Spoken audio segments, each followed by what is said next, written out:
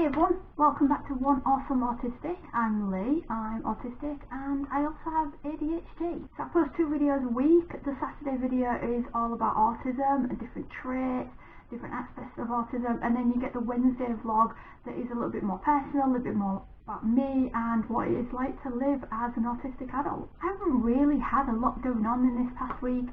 It's kind of got to that stage of isolation where it's like same stuff, different day. So there's not a lot going on. But I did want to talk to you guys a little bit more about sort of being kind and not knowing what's going on in other people's lives. So I just wanted to tell you one thing that happened. It's only a small thing, but something that has happened to me in this past week, and it's to do with my doctors. So obviously doctors now, everything is on the telephone, and I have to ring up once a month to get a fit note, because I need to give that to the job centre so that they will give me money to be able to live, basically. And this is just sort of like a little bit of frustration about miscommunication, really. So I ring up the doctors, and obviously, you know, if you watch my other videos, you'll know that I've mentioned before that using the telephone gives me severe anxiety. I have to just kind of do it without thinking about it. If I think about it, I will never ever use the telephone and call anybody, but it's a necessity, so I try and get it done as quick as I can. And I give them all the information, right, cool, they pass it on to the doctor, and then I have to wait for the doctor to ring me back. So I'm anxious the full day because I know the doctor's going to ring me back later that day. So a high anxiety day for me when I have to do that, but it's only once a month, so not too bad. But it isn't once a month, because what keeps happening is they send the nurse out, and they've done this month again recently, send the nurse out and the dates on it are wrong. Now the dates have to line up with the last one, otherwise I miss out on money, something I obviously can't afford to do. So the dates have to match up and the dates are wrong. So then I have to ring the doctors back up again to tell them the date's wrong and get another note sent out. And sometimes the doctor rings me back again, sometimes they don't, so I will sit around all day watching my phone, anxiety levels through the roof, have to take my anxiety tablets just to try and get through the day, and it kind of ruins the day to be able to get anything done, really, because I'm just practically staring at my phone waiting to see if they'll ring. It's 6 o'clock, they haven't rung, okay, I can actually finally do something in the day. And that's what my day is like when I have to ring the doctor. Even better, like what has happened this time, is the second note comes out and it is wrong again. So I have to ring them back up, more anxiety, wait to see if the doctor's going to ring me or not, more anxiety. So it's not one day in the month, it's three days in the month, and this has now happened so often that I'm now getting anxiety in between ringing the doctors and the note arriving, because I'm so used to it being wrong, I'm expecting it to be wrong, I'm expecting having to ring back up again now, that it's days and days and days of me being in anxiety, and it's crippling. It means I can't get a lot done, it just takes a lot out of me. It means taking more tablets, which I don't like to do unless I really, really have to. So this month, I first rang the doctors last Monday, so it's been over a week now, and I'm waiting still for the second note to turn up.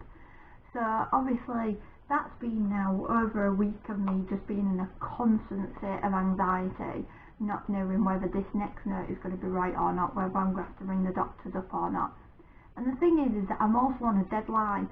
I have to upload this information online within a certain amount of time, otherwise I lose my money completely for the month. I definitely can't afford to do that. So anxiety is very, very high at the moment. So obviously the prospect of me missing out on money, which I need, I'm not getting enough money as it is, so I need every penny I can get, means that something so trivial as getting a date wrong it has a massive impact on my life, potentially, because if I don't get all these things done and I don't get my money, then, you know, luckily I've got some savings, but it means I'm using my savings to cover paying my rent, my bills, buying my food, and obviously looking after my cat as well. Right now I just have my fingers crossed that the next one that turns up is actually going to be correct.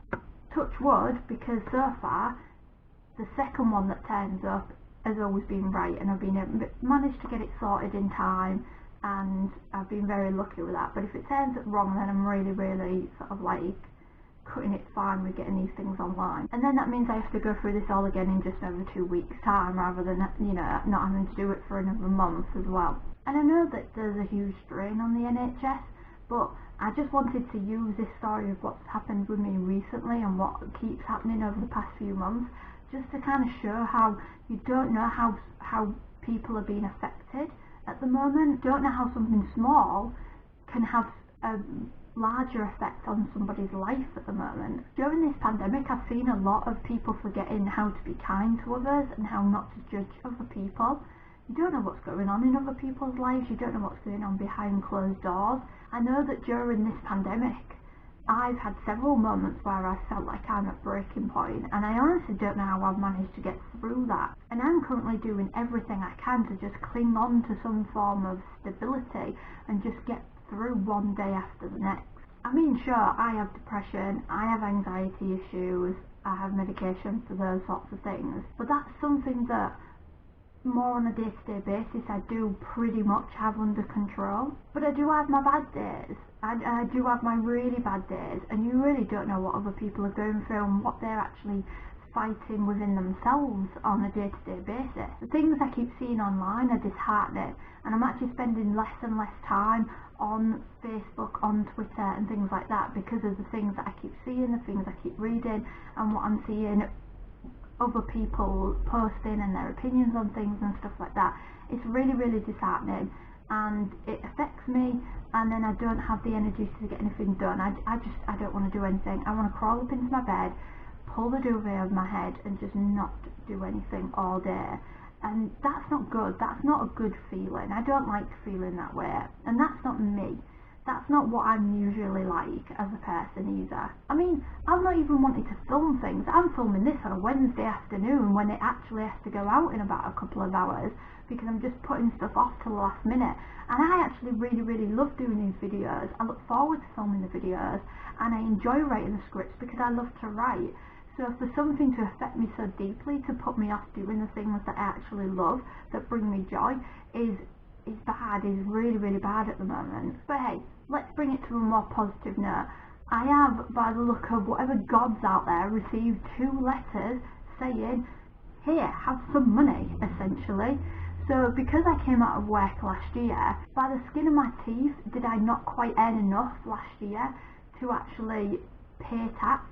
But obviously while I was working, I was paying tax, so even though it's not much, it's only a little bit, you know, it's not even a couple £100 or anything like that, but it's enough that it will actually pay for my food bill for a month, and then a little bit extra, so that's good. And I also, because I was working, was paying council tax, but then I'd paid my council tax for the year, but I wasn't working the whole year. So they've turned around and said, you've paid too much council tax, here, have a cheque for a little bit more money. So that's going to cover me for 2 to 3 months worth of food without dipping into my savings. So, you know, a little bit of money back always goes a long way at the moment. So let's leave it at that and leave on a positive. I'm getting some money back. That has made me happy. That means I can afford my food and everything and not have to dip into my savings. So be kind to each other, and I shall see you in the next video. Bye for now.